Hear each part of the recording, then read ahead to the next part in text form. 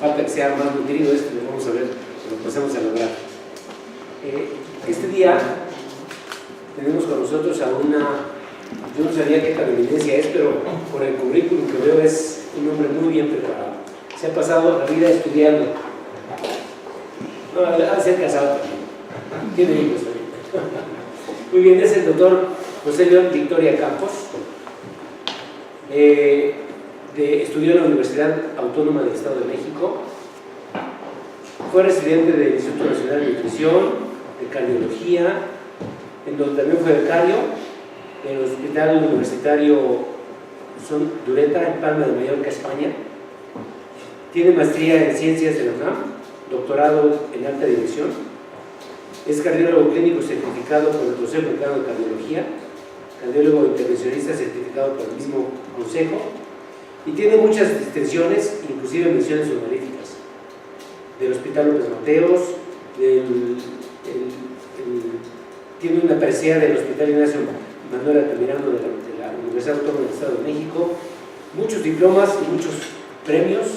Es autor y coautor de distintas publicaciones, entre ellos el Manual de Urgencias de Procedimientos del Hospital de la Nutrición. Es coautor del Tratado de Cardiología de la Sociedad Mexicana de Cardiología, sobre el libro de cateterismo cardíaco. Participa en diversas sociedades médicas, miembro afiliado de la Asociación Mexicana de Cardiología, de Cardiología Intervencionista, del Ángeles Loma, de la Cardiología del Estado de México, del Colegio Cardiovascular Mexiquense. Tiene diversas actividades institucionales también, y tiene participación en estudios multicéntricos como investigador principal del Centro Médico ICEMIM, en donde actualmente trabaja. Y radica en la ciudad de Toluca. Y tiene más cosas aquí, se las veo al rato. Vamos a dejar que empiece su buena locución. Gracias, doctor.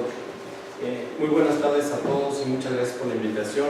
Yo sé que a veces es una hora difícil, pero vamos a tratar de que esto sea muy ameno y sobre todo que sea útil para ustedes, porque vamos a hablar algo del manejo del síndrome coronario sin elevación de ACT, que es una de las causas más frecuentes de hospitalización de pacientes en edad productiva. Entonces esto pues, se maneja casi todos los días. Y como lo hemos puesto aquí para que sea útil, para que sea ameno, vamos a ver de la teoría a la clínica, vamos a ir revisando un caso clínico y vamos a ver el porqué de usar algún medicamento o no y cuál es el manejo actual de estos pacientes. Insisto, esto es muy frecuente, principal causa de hospitalización de pacientes con cardiopatía isquémica, los síndromes coronarios agudos, en este caso sin elevación del ST. Hay que recordar en la fisiopatogenia de los síndromes coronarios agudos que a diferencia de lo que pasa en la aterosclerosis coronaria, por ejemplo en la angina crónica estable, que tenemos una placa fija en las coronarias que solo da problema cuando aumenta el consumo de oxígeno, y que es un paciente totalmente estable en el que las decisiones pueden ser diferentes estudios y totalmente grabadas. Cuando estas placas se rompen, tenemos los escenarios de la angina inestable, que es el fundamento del síndrome coronario sin elevación del ST, un paciente que inicia con dolor atípico, prolongado, en reposo, que no llega a elevar el ST porque la placa rota subocluye el flujo coronario, pero es una placa inestable finalmente. Y el otro escenario más agudo, cuando la placa se rompe y ocluye totalmente el flujo de la arteria coronaria y que bueno, pues es una emergencia, requerimos reperfundir a ese paciente y en este caso requerimos estabilizar la placa y estratificar al paciente. Claro que esta estratificación lleva consigo el uso de un manejo de medicamentos antitrombóticos para evitar que esta placa progrese a infarto agudo y se nos ocluye. Como les decía, la ruptura de una placa puede dar como escenario un síndrome coronario con elevación del ST, que viene siendo un infarto agudo al miocardio, o nos da también angina inestable. Como les mencionaba, cuando se rompe una placa hay dolor en reposo, hay una obstrucción transitoria y vienen también componentes como el vasoespasmo, la embolización, hay microembolización a las zonas distales del territorio coronario y cuando detectamos elevación de marcadores como enzimas en la CK y sobre todo en las troponinas, pues podemos hablar no solamente de angina inestable, sino de infartos sin elevación del ST o lo que antes se conocía como infarto no Q, ya fuera una angina inestable con enzimas normales o cuando llega a elevar enzimas cardíacas, que nos habla de microinfartos distales, pues el escenario del síndrome coronario sin elevación del ST requiere de un manejo inmediato y de una estratificación. Hay que recordar que aunque tenemos para evaluar marcadores de riesgo clínico, de riesgo enzimático, eléctrico, etcétera, lo más importante es la evolución del paciente. Eso es lo que nos va a dar la pauta a seguir. Vamos a ver el caso de un paciente joven. Por cierto que cada vez tenemos pacientes más jóvenes. Uno espera que nuestros pacientes con síndromes coronarios agudos pues sean varones de más de 50, 60 años, pero no. Desafortunadamente el escenario nos está mostrando cada vez pacientes más jóvenes, como este paciente que es un paciente de 39 años, desafortunadamente fumador crónico. Es que los jóvenes no creen que el tabaco envejece las arterias.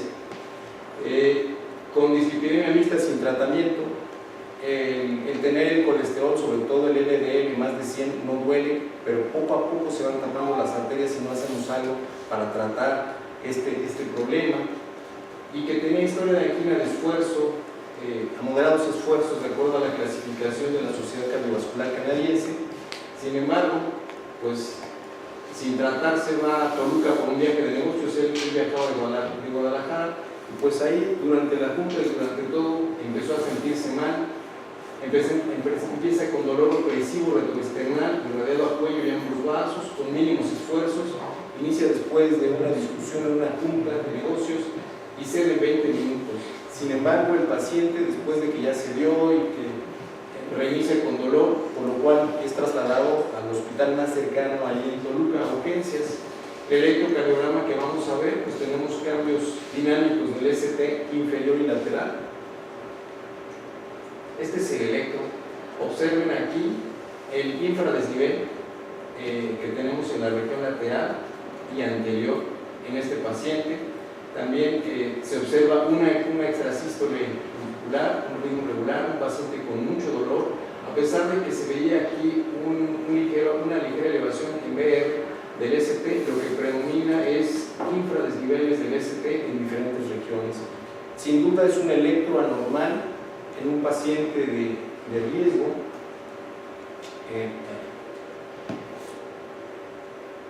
Con estos cambios dinámicos del ST inferior y lateral, se toma un kit de enzimas rápidas y tenemos marcadores de troponina y mioglobina elevadas. Y bueno, pues iba ligeramente hipertenso, pero diríamos estable, 140-80, taquicárdico, diaforético y sin datos de insuficiencia cardíaca. El electro que les digo es francamente anormal, no hay una elevación franca del ST, pero sí hay varias regiones, la región anterior y la región lateral, con infradesnivel del ST. No hay duda que es un paciente que tiene un síndrome coronario sin elevación del ST. Se le dio lo que marcan las guías, el manejo antitrombótico con aspirina y una carga de clopidogrel de 300 miligramos. Por el dolor y la ligera hipertensión se inició con nitroglicerina intravenosa y se le puso una heparina de bajo peso molecular, fondaparin 2.5 miligramos subcutáneo, que se queda cada 24 horas, una dosis baja de beta bloqueador, una dosis alta de atorvastatina. Recordar que las estatinas no solo tienen una función para tratar colesterol, sino tienen funciones pleiotrópicas que se ha visto ayudan a estabilizar las placas inestables en presencia de un síndrome coronario agudo.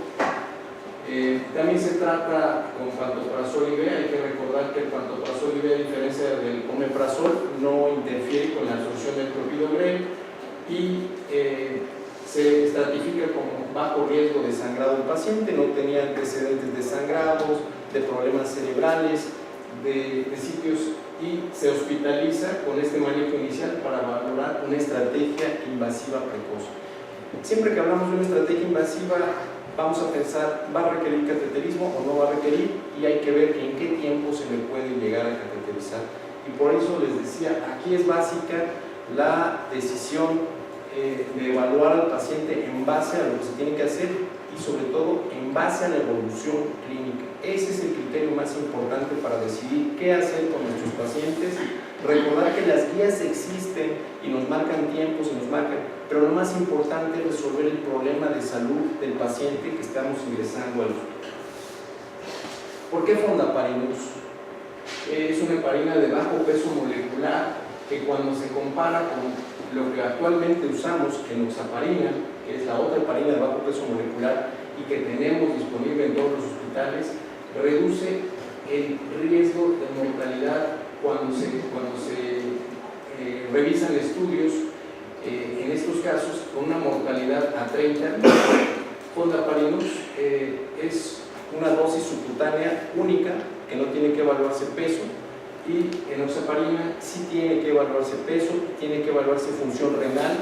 Es muy importante. Yo recuerdo cuando en el 2001 en el Instituto Nacional de Cardiología no era una práctica habitual usar heparinas de bajo peso molecular y hicimos un primer ensayo clínico con enoxaparina en aquella ocasión. Se ponían mal las inyecciones, les dejaban unos moretones. Si no se usa una buena técnica subcutánea, el paciente queda muy adolorido. Y créanme que a veces después de que uno hace el cateterismo, que dice me quedó todo perfecto, pero tiene un hematoma gigante en la ingle o incluso en el sitio radial donde ahora abordamos actualmente, pues es como que no queda uno a gusto después de ver un moretón, un hematoma o algo que modifica la evolución esperada, a pesar de que angiográficamente me hubiera quedado muy bien. Siempre tenemos que cuidar el riesgo del sangrado. Es muy importante cuidar el riesgo del sangrado.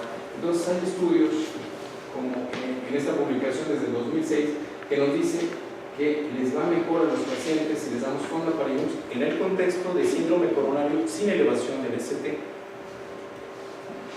En cuanto a los sangrados, vean ustedes, en los primeros días, que es cuando está hospitalizado el paciente, el riesgo de sangrado, que siempre fue el talón de Aquiles de la enoxaparina, que se dosifica por kilo y se da cada 12 horas para territorio arterial.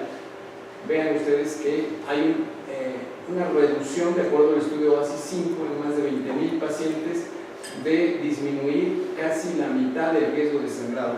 Entonces, si usamos una heparina de bajo peso molecular, que es un anticoagulante necesario, absolutamente necesario en los pacientes con síndrome coronario agudo sin elevación del ST, aunado a los antiagregantes que usemos, hay que buscar la heparina que nos produzca el menor riesgo de sangrado y que, bueno, pues que además que haya sido probada en pacientes con este tipo de padecimientos. No estamos hablando aquí de trombosis venosa ni de otras experiencias, estamos hablando de pacientes con síndrome coronario agudo. El beneficio clínico sigue siendo significativo. Habíamos visto menos sangrados a los 9 días de evolución, habíamos visto menos mortalidad, y este beneficio se manifiesta, de acuerdo a la OASIS 5, todavía a los 180 días de evolución. ¿Sí? Entonces, por eso usamos, y por eso, si vemos actualmente las guías que nos hablan de anticoagulantes en síndrome coronario sin elevación, ven aquí que Fondaparinux 2.5 miligramos subcutáneo por día está recomendado con una indicación 1A, con el nivel de evidencia A, en este tipo de pacientes. Sobre todo si ahora hay hospitales donde no solamente se da la carga de clopidogrel, sino hay pacientes a los que les damos aspirina asociada a algunos de los nuevos antiagregantes más potentes, como por ejemplo el ticagrelor o el prazolam. En algunos de estos escenarios son antiagregantes más potentes, con mayor riesgo de sangrado. Entonces hay que usar una heparina de bajo peso molecular que tenga un efecto no solamente eficaz, sino que no nos incremente el riesgo de sangrado, porque si no pasa lo mismo que con el cateterismo. Logramos una antiagregación más eficaz, pero logramos tener o incrementar el riesgo de sangrado de un paciente. En este caso estamos hablando de un paciente joven que tiene bajo riesgo de sangrado y que, bueno, en este caso se dio clopidogrel porque es lo que se tenía disponible y que es lo más habitual. Pero vean ustedes las indicaciones, por eso ha logrado estar con una indicación 1 con nivel de evidencia A. Bueno, una vez que se hizo este manejo antitrombótico inicial, antianginoso del paciente, con todo esto, pues se tienen criterios para valorar alto riesgo, para ver si el paciente es candidato o no a un cateterismo y en qué tiempo. Estos criterios de alto riesgo para indicación, hay criterios primarios y criterios secundarios establecidos por las guías europeas desde el 2014. Si tenemos como criterios primarios cambios dinámicos de BCT, elevación o descenso importante de troponinas, que en este caso lo teníamos, cambios dinámicos del ST o de la onda T, ya fueran sintomáticos o silenciosos, o incluso un puntaje del score Grace mayor de 140 puntos, que son cualquiera de los tres. Teniendo un criterio primario, pues ya podemos considerar que es de alto riesgo. Criterios secundarios incluyen diabetes, insuficiencia renal, disfunción sistólica del ventrículo izquierdo con una fracción de exclusión menor del 40% en los pacientes que ya se conocen con falla ventricular izquierda. Si tenemos angina precoz posinfarto, porque llegan muchos pacientes que se han infartado, que hacen angina posinfarto y que también tenemos que llevarlos a intervención y tratarlos. Si tuvo un intervencionismo o un cateterismo reciente, si tiene cirugía de revascularización coronaria previa o un puntaje de riesgo intermedio menor de 140 de la escala Grace. Pero como ven, los criterios primarios sobre todo son clínicos. El mayor marcador de isquemia que tenemos en un paciente, sobre todo con dolor, son los cambios dinámicos del segmento ST. Eso es muy importante y esto define, como les digo, clínicamente, aunque no tengamos enzimas cardíacas para tomar decisiones en ese momento, esto define a los síndromes coronarios con elevación del ST o sin elevación del ST. La evolución de este paciente pues no fue favorable, a pesar de tener nitroglicerina IV, a pesar de tener beta bloqueador, a pesar de que ya le pusimos toda la carga antitrombótica necesaria, tuvo angina refractaria, y como veían empezaba a ser extrasístoles ventriculares, pues tenía salvas de taquicardia ventricular, que es un criterio de inestabilidad eléctrica, que como ven los criterios, las guías europeas de actuación no describen, pero cuando un intensivista, cuando un internista o un cardiólogo ve que hay inestabilidad eléctrica, es otro criterio que nos dice hay que hacer algo, no podemos quedarnos observando a este paciente. Además de darle el bolo de gilocaína, iniciamos una triple terapia antitrombótica, ¿sí? Iniciamos un inhibidor 2B3A, que es un potente antiagregante plaquetario intravenoso, en un bolo de 25 microgramos por kilo en 3 minutos, y se continuó la infusión. Y en este momento se decide una estrategia invasiva urgente. Además de tratar inmediatamente la inestabilidad eléctrica, decidimos iniciar una triple terapia antitrombótica. ¿Cuándo usar inhibidores 2B3A en pacientes coronarios, en síndrome coronario agudo sin elevación del ST? ¿Y por qué usarlo? Porque quiero decirles que, por ejemplo, el tirofiban estuvo muy de moda en el 2006, 2007. Lo usábamos incluso para facilitar angioplastía primaria. En lo que nos preparaban la sala de hemodinamia, le poníamos heparina IV en esos pacientes y facilitamos el procedimiento con tirofiban. Y si tenemos que esperar 30, 40 minutos a que llegara el técnico, la enfermera, a que todo el trámite administrativo estuviera hecho y pasara a nuestro paciente para destaparle la arteria, pues estábamos tranquilos poniéndole esto. Esto perdió un poco de auge cuando se comparó con el otro inhibidor 2B3A, que era el Breopro, que es un anticuerpo monoclonal, el abscisimmab, y que solo se podía usar una vez que veíamos la anatomía coronaria, porque era irreversible. El tirofiban tiene la bondad de ser reversible en el caso de que nos encontremos, por ejemplo, un tronco coronario o algo que vaya a requerir cirugía posteriormente, es reversible, y en cambio tiene la facilidad de que actúa inmediatamente. Por eso se pone el bolo que en este caso ustedes han visto, un bolo intravenoso, y en ese momento tenemos ya una acción antiagregante inmediata en pacientes que incluso, si tienen problema de dilución o los 300 miligramos de clopidogrel que le pusimos, que está descrito, a veces alcanza niveles en 2 o 3 horas de inhibición antiagregante plaquetaria, el bolo lo alcanza en ese momento, en 3 minutos, y se deja la infusión continua porque, como les digo, tiene un efecto reversible. Aquí está la indicación en las guías también. En pacientes de alto riesgo, eptifibatide o tirofiban, nunca hemos tenido esto en México, puede ser considerado previo a la angiografía en adición al doble antiagregante plaquetario que ya habíamos usado y sobre todo si existe una isquemia persistente y un riesgo de sangrado bajo.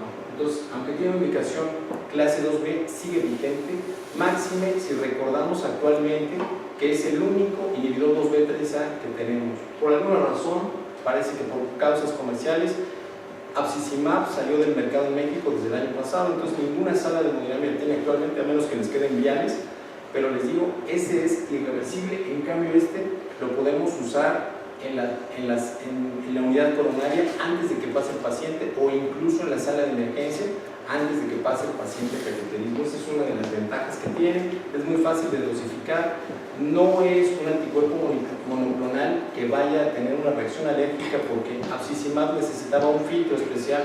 Había enfermeras que lo pasaban sin filtro y pues nos daba una reacción, se ponían rojos los pacientes, daba mucha reacción y se tenía que dar la indicación por escrito de que se pasara con filtro, y el problema es que a veces no había filtros, entonces pues ahí se quedaba uno atado de manos y decía pues nada más lo que tengo, ¿sí? Bueno, ahora, ¿a qué se llama abordaje invasivo urgente o precoz en síndrome coronario sin elevación? Si necesitamos llevar al paciente a una angiografía urgente en menos de 2 horas, sobre todo a los pacientes con angina refractaria, como es el caso que estamos ilustrando, en insuficiencia cardíaca, choque cardiogénico o inestabilidad eléctrica o hemodinámica. Por lo menos el paciente clínicamente tenía angina refractaria e inestabilidad eléctrica, entonces reunía el criterio para hacer una angiografía urgente en menos de 2 horas.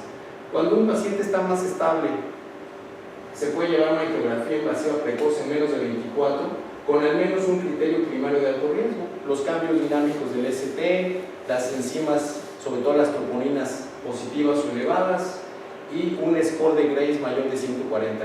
Quiero decirles que esto del score de Grace se pueden bajar aplicaciones en el MDCalc. Ustedes lo bajan por teléfono actualmente y podemos, porque actualmente estamos llenos de scores para sangrados, para riesgos. En este caso se puede bajar y se puede estimar sin mayor problema. No soy muy fanático de tener muchos scores, pero en este caso las guías sí consideran todavía el score de Grace importante para tomar decisiones, como decir, ya hospitalicé a mi paciente, tiene criterio de alto riesgo, está estable, pero hay que llevarlo a cateterismo en las primeras 24 horas. Se puede hacer una estrategia invasiva en menos de 72 horas con al menos un criterio de alto riesgo o síntomas recurrentes, aparentemente estable pero que vuelve a tener molestias. Y en todo abordaje invasivo se recomienda el uso de stent con fármaco de nueva generación en caso de intervención de lesiones coronarias. Los stents de nueva generación actualmente son todos los stents con fármacos, incluso que tienen struts delgados, que navegan muy bien. Ya realmente todos son de nueva generación, y se debe llevar a una revascularización de la lesión causal de acuerdo al score CINTAS, que es de la anatomía. Con Fondaparinux también se observó que hay menos complicaciones hemorrágicas durante la intervención a los pacientes que llevan con Fondaparinux, porque les digo, ya le estamos poniendo una carga de doble antiagregante vía oral, le estamos dejando la heparina de bajo peso molecular, y además le estamos poniendo intravenoso tirofiban. Entonces, triple antiagregante más anticoagulante. Hay que cuidar mucho que los pacientes no sangren, porque es dramático un sangrado tubo digestivo o un hematoma, sobre todo los pacientes que llevamos a cateterismo. Y bueno, hay intervencionistas a los que les sigue gustando el abordaje femoral, que es donde más complicaciones puede haber, sobre todo post-cateterismo, independientemente de que le pongan el oclusor que gusten o que se cuide mucho la pierna.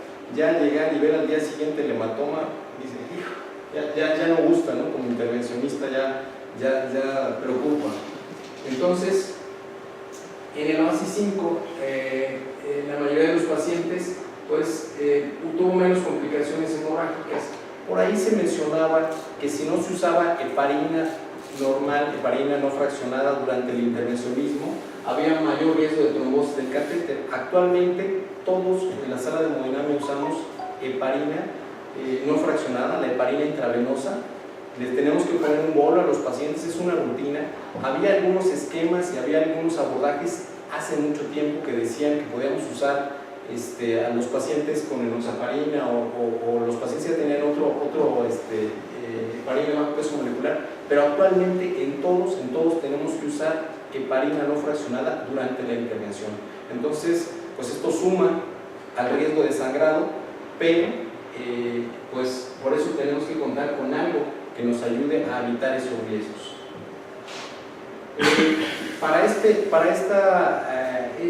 Específicamente para demostrar que no había más riesgo de sangrado, el estudio Futuro Avances 8 demostró que la adición de heparina no fraccionada en dosis estándar previene la trombosis del catéter sin incrementar el riesgo de sangrado, porque fue algo que se observó en ese estudio ASI 5, y aquí se vio que la dosis baja de heparina no fraccionada pues no tenía mayor incidencia de trombosis del catéter, no se incrementó a pesar de que los pacientes ya tenían fondaparinos 2.5, y estamos hablando que a pesar de todo, pacientes que tenían inhibidores 2B3A, bolo de heparina y triple terapia no tenían mayor incremento de acuerdo a las gráficas, y que la trombosis del catéter pues no fue algo que alteró, no fue algo que se siguiera observando ya una vez usando. Y pues como les digo, sigue siendo el uso de fondaparinos una indicación clase 1 con nivel de evidencia B en los pacientes que se llevan a cateterismo y con triple terapia antitrombótica, ya usando inhibidores 2B3A como se ve aquí.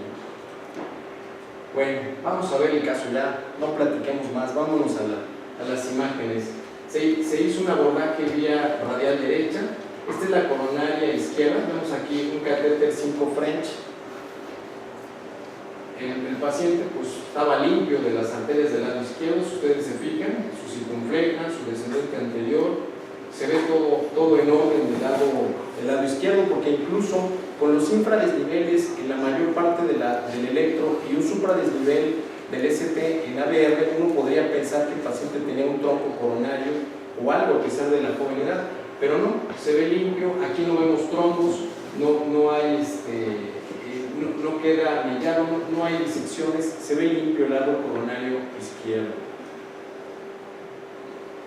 Una proyección más para ver bien el tronco, como les digo, es un catéter TIC 5 French, no hay lesiones, no hay trombos, de hecho no se ve en circulación colateral, no estamos hablando de una lesión crónica, sino que fue una placa que se rompió en ese momento. Y aquí vamos a la coronaria derecha, miren ustedes, está permeable, tiene flujo, pero si ustedes observan esta parte de aquí, tiene una gran carga de trombo en todo el segmento proximal de la coronaria derecha, que por cierto es una arteria dominante, y vemos aquí un trombo definitivo y la placa inestable de borde irregular. Esto es todo esto que ven ustedes aquí, que se ve como adelgazado, esa es la placa que estaba causándole al paciente, y que bueno, pues la encontramos todavía abierta porque podía haber evolucionado con angina refractaria a elevación del ST, pero gracias a todo lo que pusimos para estabilizar la placa, bueno, lo encontramos todavía abierto con una gran carga de trombo. Aquí, bueno, pues uno tiene que tomar decisiones ya dentro de la sala, ya tiene todos los fármacos que le podemos dar al paciente para estabilizar la placa, aquí ya hay que tratarla.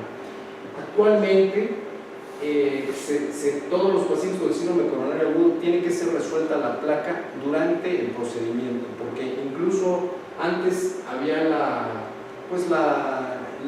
forma de tratar de resolver y decir vamos a dejar que se siga lavando, por decirlo de una manera burda, este trombo con los medicamentos y lo volvemos a meter, pero hay que considerar paciente privado, no se le puede estar haciendo dos procedimientos. Paciente inestable por angina refractaria y por arritmias no nos gustó para ese tipo de abordaje, sino que teníamos que resolver esto directamente. No teníamos un aspirador de trombo porque estaba indicado, a pesar de que las guías actuales dicen que los aspiradores de trombo están contraindicados porque hay riesgo de que embolicen a nivel central y que a muchas guías las proscriben, la gran cantidad de trombo a veces lo obliga a uno a aspirar y a ver de qué tamaño es realmente la placa, porque si ustedes se fijan es un vaso grande, es un vaso de 3 5, 4 milímetros, y es una gran cantidad y es una derecha proximal muy importante. Desafortunadamente no hubo, esta es otra proyección donde se ve el trombo. Vean, los trombos normalmente los vemos así, defectos de llenado blancos. El flujo es TIMI 3, lo conservamos, pero precisamente aquí es cuando hay que conservar el flujo sin que embolice tanto la carga de trombo y resolver el problema, porque esto se puede ocurrir en cualquier momento. Esto es lo que nos ayudó mucho en cuanto uno hace una triple terapia, y justifica mucho que hayamos usado una triple terapia antiagregante, porque de alguna manera estabilizamos este sitio y nos facilitó el procedimiento para tomar una decisión dentro de sala. Se tomó la decisión de un stent directo, 3.5 por 38 milímetros. No se predilató para nada porque el vaso estaba permeable. Vean ustedes el stent directo, así le llamamos, no baloneamos, porque ponerse a balonear en este momento es fraccionar el trombo y causar una mayor embolización, y esto nos da el gran riesgo de hacer algo que se llama no reflujo. Y no reflujo dentro de la sala es que el paciente nos haga desde bloqueo, fibrilación ventricular. Es un drama hacer un paciente. Entonces, cuando lo tenemos así es casi como los futbolistas, ¿no? Que ya lo tienes visto, no pierdas el gol, haz lo que tienes que hacer lo más simple, lo más sencillo para resolver el problema. Y afortunadamente pues ya teníamos todo el abordaje médico y la importancia de que se hubiera preparado el procedimiento y no nada más llegar a enfrentarnos a un paciente con una placa inestable, con una cantidad de trombo y con un episodio de no reflujo.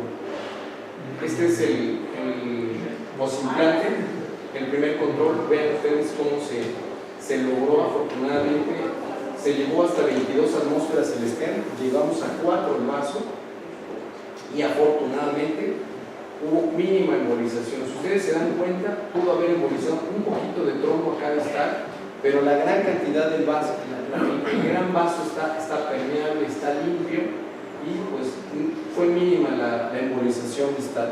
Y esto se logra no tocando tanto el sitio inestable, tratándolo con un stent adecuado, grande, y bueno, pues el paciente en ese momento estable, sin dolor. Lo que más nos gusta a nosotros es ver el flujo TIMI 3, eso es lo que cuenta al final. Y también tuvo un poquito de blush miocárdico, o sea, la microcirculación. También aquí ven ustedes esta mancha capilar. Estamos logrando reperfundir también la mancha, no solamente las arterias epicárdinas, sino la microcirculación le llega el flujo normal. Entonces fue un buen resultado. Si ustedes son muy observadores, aquí embolizó un poquito de trombo en una porción distal, no hizo bloqueos el paciente, la descendente posterior estaba permeable, el stent quedó bien impactado, el paciente estable, dimos por terminado el procedimiento. Entonces, pues es un paciente que ejemplifica, es un caso que ejemplifica muy bien el tomar decisiones adecuadas, darle todos los antitrombóticos que necesita el paciente, ya sea la combinación doble o triple de antiagregantes plaquetarios, más un anticoagulante que no tenga sangrado, y una decisión correcta en sala para facilitar, porque les digo, muchas veces cuando metemos al paciente en sala, si no se corrigió la acidosis antes de meterlo, si no se preparó bien la terapia antitrombótica, pues ahí en sala tienen, cuando uno está tratando, caen en paro o caen en choque y el flujo no es el adecuado y el paciente sale muy mal, muy grave. En cambio este paciente, pues afortunadamente, angiográficamente el resultado fue muy bueno, clínicamente no tuvo sangrados, el abordaje radial es un abordaje que disminuye también, es una estrategia que disminuye la probabilidad de sangrados de nuestros pacientes. Entonces son pacientes que no solamente es cuidar el resultado angiográfico y resolver el problema clínico, sino evitarle complicaciones con toda la terapia antitrombótica que actualmente tenemos que usar dentro de lo que es la cardiología clínica y la cardiología intervencionista. Entonces, si tenemos actualmente heparinas que producen menos sangrado, si tenemos antiagregantes intravenosos que actúan rápido, y si vemos que todo esto le puede ayudar al intervencionista en sala, ¿por qué no usarlo? tenemos disponibilidad de esto afortunadamente en México, porque si yo les viniera a platicar aquí de medicamentos que son experimentales o que no están disponibles en México, pues uno se queda así como diciendo, bueno, pues cuando llegue lo probamos. Pero afortunadamente esto pues ya está probado, hay suficiente evidencia y bueno, pues es parte de la práctica clínica diaria que tenemos que hacer todos los días. No sé si exista alguna pregunta, algún comentario, con todo gusto, para eso estamos aquí, para comentar todo esto. Sí, doctor. El control de estos pacientes posteriormente, ya que se hizo la realización. Este paciente pudo subir a hospitalización, a pesar de que ya no tuvimos inestabilidad eléctrica, ya no tuvo angina. Hay que vigilar nada más la descompresión gradual del brazalete que se le pone. Se le sigue dejando fondaparinux en los días que siguen, antiagregante a dosis normal, el beta bloqueador, y el paciente en este caso se dio de alta 3 días después, porque además era un paciente foráneo, visitaba Toluca por negocios, entonces regresó a Guadalajara y allá se lo comenté a un colega para que siguiera él tratándolo. Pero un paciente que viene que sale como él, hay que tomarle un electro inmediatamente saliendo del cateterismo para ver cómo está el electro de control. En ese momento no hay que hacer enzimas cardíacas sino hasta el día siguiente o a la mañana siguiente, y vigilar sangrados, seguir la terapia antitrombótica ya con 75 miligramos de clopidogrel y aspirina, que normalmente por estar con fármaco y sobre todo ese tamaño, esta longitud 38 milímetros, debe recibir mínimo durante un año, y darle atorvastatina de por vida, prohibirle fumar, y pues todo lo demás es más sencillo. ¿Sí? Es muy importante hacer un electrocardiograma de control una vez que el paciente sale bien de la sala de hemodinamia, porque hay veces que si vuelve a hacer dolor, o si hace arritmias, o si se choca, hay que comparar el electro de cuando aparentemente todo estaba bien saliendo del procedimiento con los electros posteriores. Entonces, esta es una rutina muy importante, tomarles un electro en ese momento de que ya salimos, llegó a piso, todo está bien, tomen un electro, y esa es una seguridad de que todo sigue bien. Desafortunadamente no pude poner el electro final, se perdió porque este paciente se fue con todo a Guadalajara, porque normalmente sale del hospital y le entregan todos sus documentos, y ya no pude. Esta fue una foto que tomé, la del electro, y bueno, el cine sí tenía yo acceso a él. Quiero suponer que se dan recomendaciones de actividad física, alimentación, ¿no? Todo esto. En el caso del paciente que no llegó a hacer infarto ni por enzimas ni por ecocardiograma de control, la actividad física puede, normalmente las primeras 2 semanas es menor a la normal, y después de 2 semanas ya puede volver a hacer su actividad física habitual. En el caso de un paciente que tenga un infarto agudo con oclusión completa de la arteria, el tiempo que sea, pero que nos haga un infarto con elevación del ST, a pesar de que logramos una reperfusión exitosa como en este caso, existe un aturdimiento miocárdico por 6 semanas. Entonces durante 6 semanas se le tiene que prohibir actividad física intensa, incluyendo actividad sexual, actividad deportiva, y ya después de esas 6 semanas que haga su vida normal. Que se desquite. Sí. Y es muy importante recordarles esto del clopidogrel, ¿no? Porque el clopidogrel pues es el antiagregante que permite que nuestro estén con fármaco ni se le forme trombos, y bueno, pues lo mantenga permeable durante un tiempo, porque hay gente a la que una vez que pasó el peligro se le olvida y cree que puede abandonar su tratamiento, pero este paciente, una vez que termine de usar clopidogrel durante un año, tiene que seguir de por vida con aspirina y con atorvastatina, que sea dosis bajas, para tener su LDL, idealmente en alguien que sufre esto, en 70 o menos miligramos por ciento.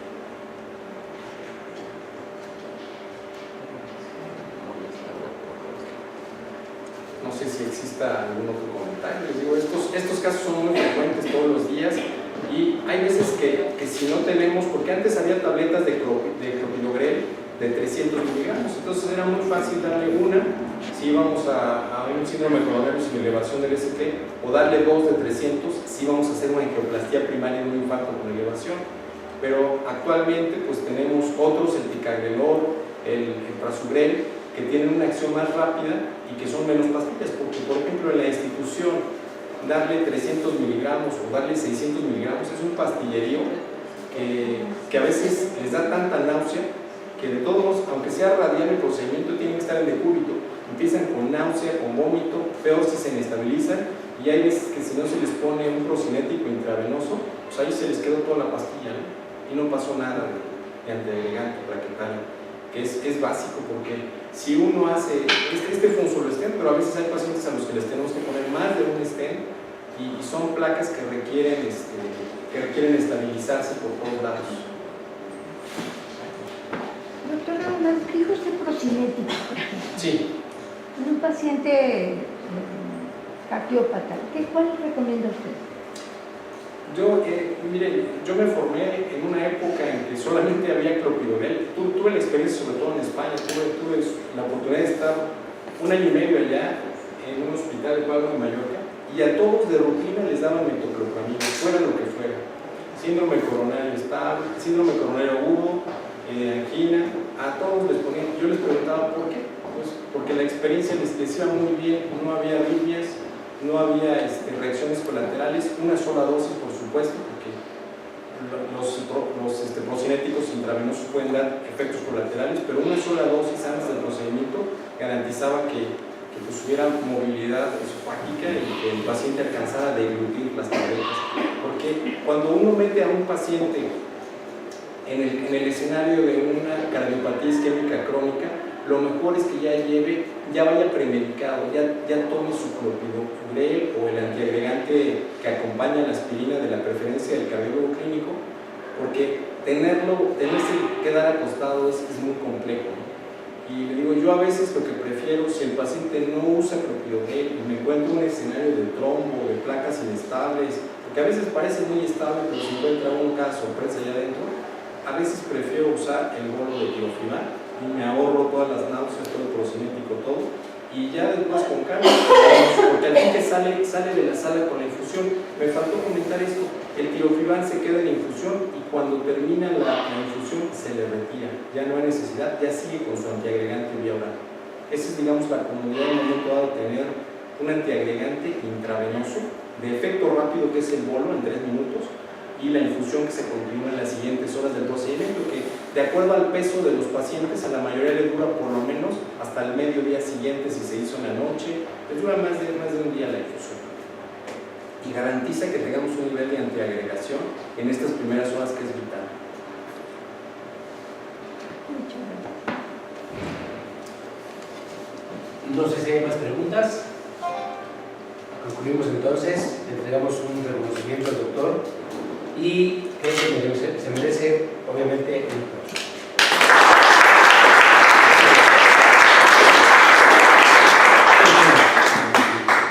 Muchas gracias. Gracias, muy amable, muy amable.